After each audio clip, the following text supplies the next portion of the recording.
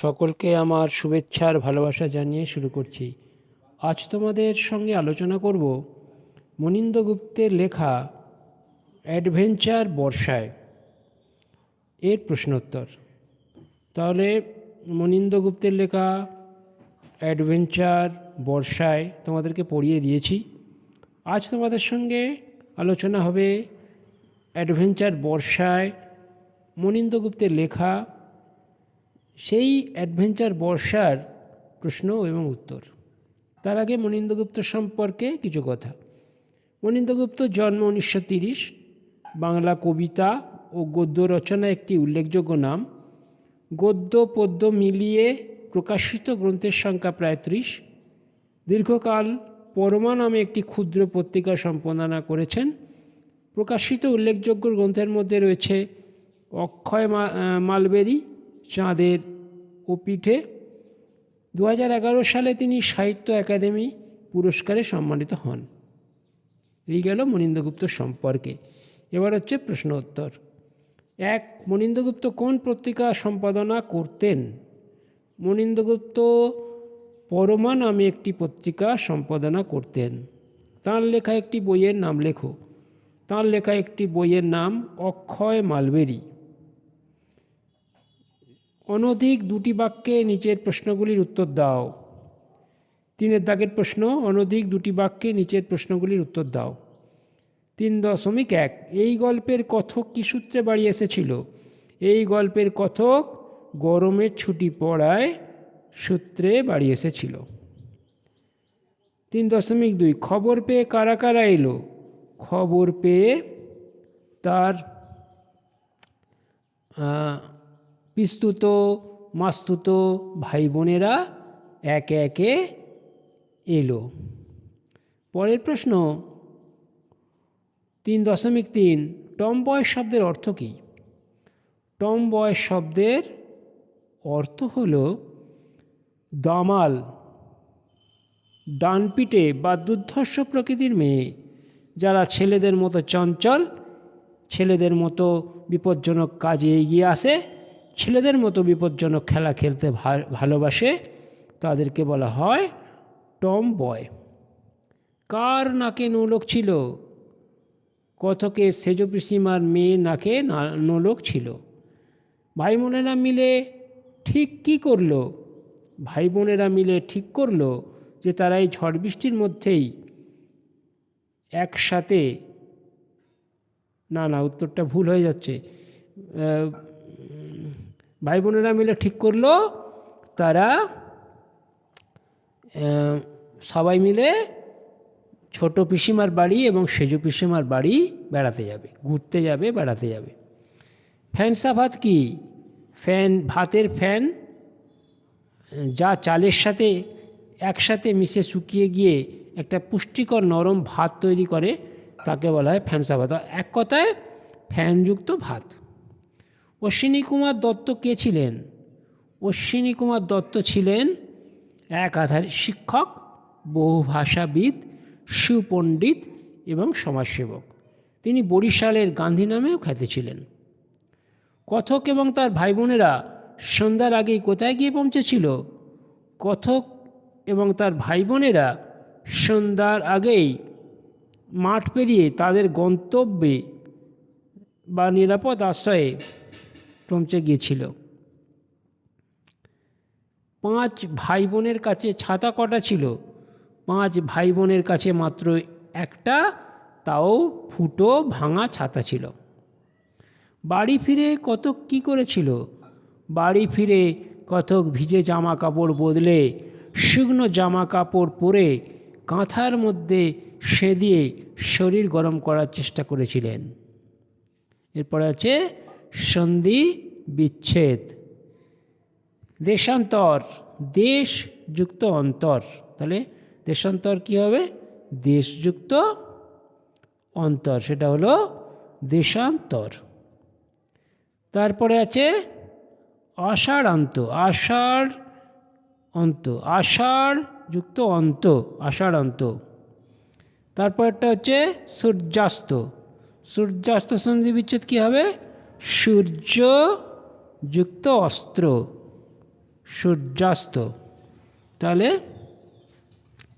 পরের সন্ধি অপরাহ্ন, অপরযুক্ত অহ্ন, অপরাহ্ন। আবার বলছি, অপরযুক্ত অহ্ন, অপরাহ্ন। ব্যাকুল, বিযুক্ত আকুল, বিযুক্ত আকুল হচ্ছে ব্যাকুল। এরপরের প্রশ্ন হচ্ছে নিচের শব্দগুলি বিভিন্ন স্বাধীন বাক্যে ব্যবহার করে বাক্য রচনা করো। তাহলে বাক্য রচনা করতে বলা হয়েছে। কি করতে বলা হয়েছে? বাক্য রচনা করতে বলা হয়েছে। হৈ হৈ শব্দটা হচ্ছে হৈ হৈ।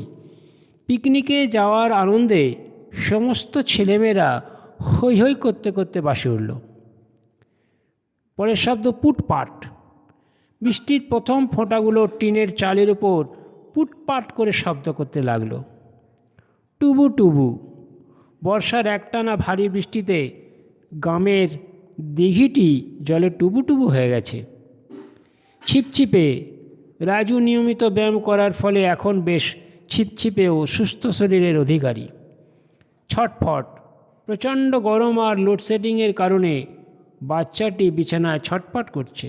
কড়কড়, মেঘের কড়কড় শব্দ শুনেই বোঝা গেল এখনই একটা বড় ঝড় আসবে। এই ছিল 5 দাগের। এরপরে আছে লিঙ্গান্তর 6 দাগ। সেজ পিসিমা, লিঙ্গান্তর হবে সেজ পিসে মশাই। ন্যাড়া হবে নেড়ি, ভাই হবে বোন, প্রতিবেশী হবে প্রতিবেশিনী। নিচের বাক্যগুলির নিম্নরেখাঙ্কিত অংশে কোন বচনের ব্যবহার করা হয়েছে চিহ্নিত করো।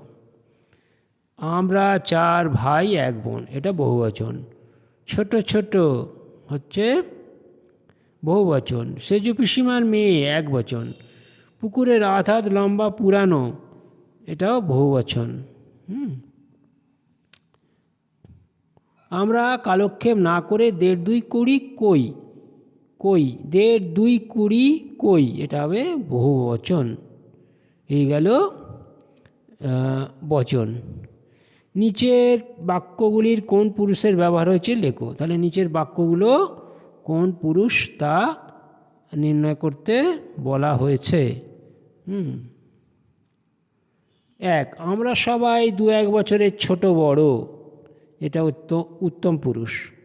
সে গাছ কোমর বেঁধে আমাদের আগে আগে গাছে উঠে যায়, প্রথম পুরুষ। পুরো কাঁথার মধ্যে সেঁধিয়ে গেলাম শরীর গরম করতে, এটা উত্তম পুরুষ। বড় মা ছোট মা আমাকে এই ঝড় জলের মধ্যে দেখে অবাক, এটা প্রথম পুরুষ। বড় মা ছোট মা, আর উত্তম পুরুষ হচ্ছে আমাকে। চোর ডাকাত প্রতিবেশী এবং সন্তানেরা কেউ তার সঙ্গে এটে উঠতে পারে না, এটা হচ্ছে প্রথম পুরুষ। এইবারে বলা হয়েছে যে হয়ে গেল এটা। এবারে বলা হচ্ছে যে নিচের শব্দগুলি এক রেখে অন্য শব্দ বা প্রতিশব্দ বসাও। মারামারি বাঁধলে দঙ্গলে লড়ে, তাহলে মারামারি বাঁধলে দলে দলে লড়ে, দলে দলে। দঙ্গলে হচ্ছে দলে দলে। শেষে বিরক্ত হয়ে বেপরোয়া, বৃষ্টির মধ্যে হাঁটতে লাগলাম। বেপরোয়া, বেপরোয়া শব্দটি দাগ দেওয়া আছে, এটি উত্তরে বের করতে হবে। বেপরোয়া হচ্ছে শেষে বিরক্ত হয়ে, বিরক্ত হয়ে। তারপরে আছে পা বিনা আয়াসে অতি দ্রুত মাটি ছুঁয়ে ছুঁয়ে চলে যায়, হবে এটা বিনা আয়াসে মানে অতি দ্রুত বা অতি সহজেই মাটি ছুঁয়ে ছুঁয়ে চলে যায়। এক পিস্তুত ভাই একটা তুক বলল, তুক, তুক শব্দটা নিচে লাইন টানা আছে, এটা হবে মন্ত্র। এক পিস্তুত ভাই একটা মন্ত্র বা কৌশল বলল, হলো। এবার এরপরেরটা হচ্ছে এরপরের প্রশ্নটা দেওয়া আছে, বৃষ্টিও একটু ধরে এলো, বৃষ্টিও একটু ধরে এলো, বৃষ্টিও একটু কমে এলো, ধরে এলো মানে কমে এলো, এটা গেল। এরপরে আছে শব্দ ঝুড়ি থেকে ঠিক শব্দ বেছে নিয়ে শূন্যস্থান পূরণ করো। পা বিনা আয়াসে অতি দ্রুত মাটি ছুঁয়ে ছুঁয়ে চলে যায়। উত্তরটা হবে ছুঁয়ে ছুঁয়ে। আমি ঠক ঠক করে ড্যাশ হাঁটতে লাগলাম। আমি ঠক ঠক করে কাঁপতে কাঁপতে হাঁটতে লাগলাম। ড্যাশ জল দাঁড়িয়ে গেছে। মাঠে মাঠে জল দাঁড়িয়ে গেছে। মাইল দুয়েক ড্যাশ বৃষ্টি এলো। মাইল দুয়েক যেতে না যেতে বৃষ্টি এলো। সে গাছ কোমর বেঁধে আমাদের ড্যাশ গাছে উঠে যায়।